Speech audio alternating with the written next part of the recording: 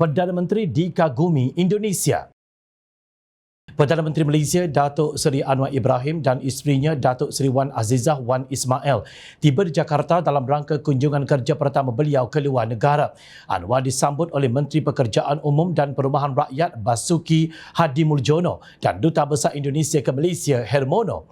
Turut sama dalam lawatan tersebut Menteri Luar Datuk Seri Dr. Zamri Abdul Kadir, Menteri Perdagangan Antarabangsa dan Industri Tengku Datuk Seri Zafrul Abdul Aziz dan Kuasa Usaha Sementara Kedutaan Besar Malaysia di Jakarta Adlan Muhammad Syafiq.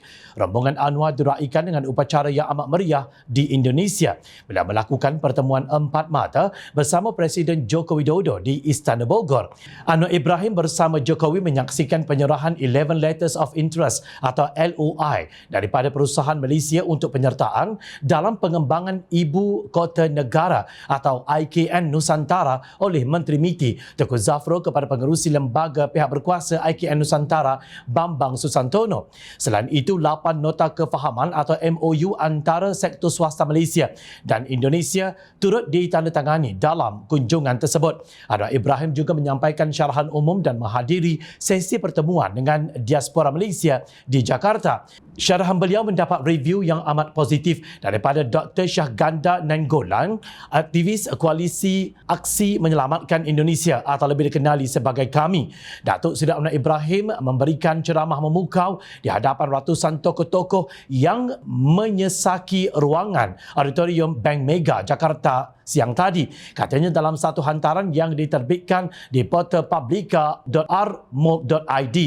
Ceramah tersebut bertemakan leadership diaturkan oleh Chairul Tanjung atau City Corporation.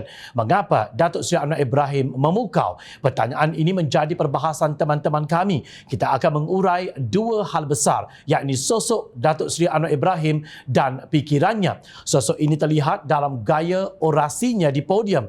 Dia benar-benar singa podium, matinya tajam seperti singa, menatap seluruh sudut audiens yang hadir, bicaranya lugas dan detail, tidak membiarkan audiens menerka-nerka makna. Dia berusaha pula membuat bahasa yang kurang dikenali di Malaysia seperti oligarki atau konglomerat di Indonesia terfahami. Demikian pujian tokoh aktivis Indonesia ini terhadap Anwar yang tidak dipengaruhi oleh jalur politik. Menurut Dr. Syahganda dalam syarahannya, Anwar mengaitkan Islam, demokrasi dan keadilan dengan tema kepimpinan. Beliau melihat Anwar mengutip banyak tokoh dan pemikir Islam seperti Sayyidina Ali, Ibn Rusdi, Al-Ghazali dan lain-lain, selain mengutip Quran, Surah As-Saf dan hadis tentang kepimpinan. Dari sini terlihat bahawa Datuk Seri Anwar Ibrahim menghubungkan seluruh pemikiran dia pada nilai-nilai Islam. Bahkan ketika menyinggung sikap optimisme yang selalu dia miliki harus terkait pula dengan Tuhan Yang Maha Esa, ujarnya. Dalam syarahan tersebut, ketika melihat Islam sebagai sebuah ajaran, Anwar menggalakkan critical thinking. Dr. Syahganda memetik kenyataan Anwar bahawa umat Islam tidak boleh terjebak dalam taklid buta. Akal yang diberikan Tuhan harus digunakan supaya manusia tidak salah mentafsirkan ajaran agama.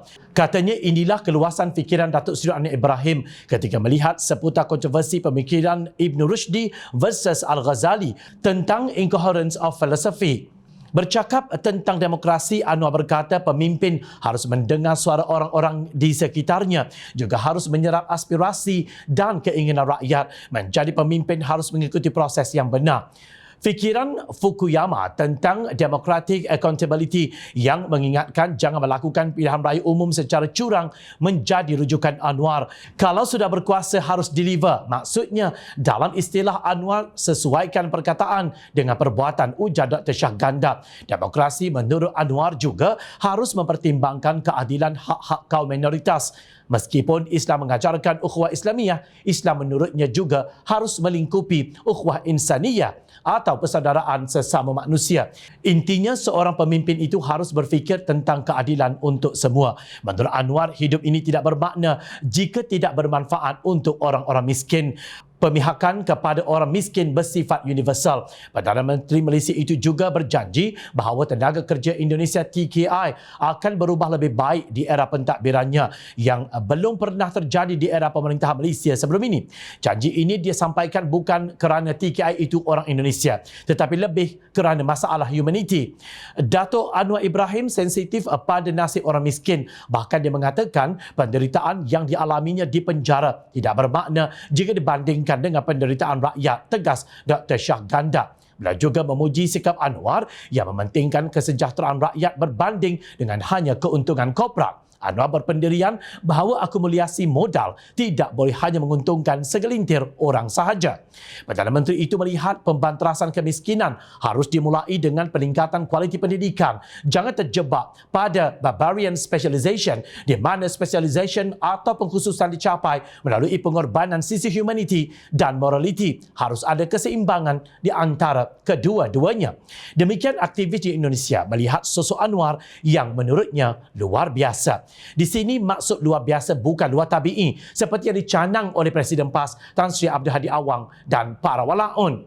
Walau apapun label yang diberikan oleh musuh Anwar dan umumnya Pakatan Harapan, sosok pengerusi gabungan 4 parti iaitu Keadilan DAP, Amanah dan UBKO itu tetap diraikan dan dikagumi di peringkat antarabangsa. Jangan sampai gila meroyan kerana terlampau hasad dengki kepada sosok yang bernama Anwar.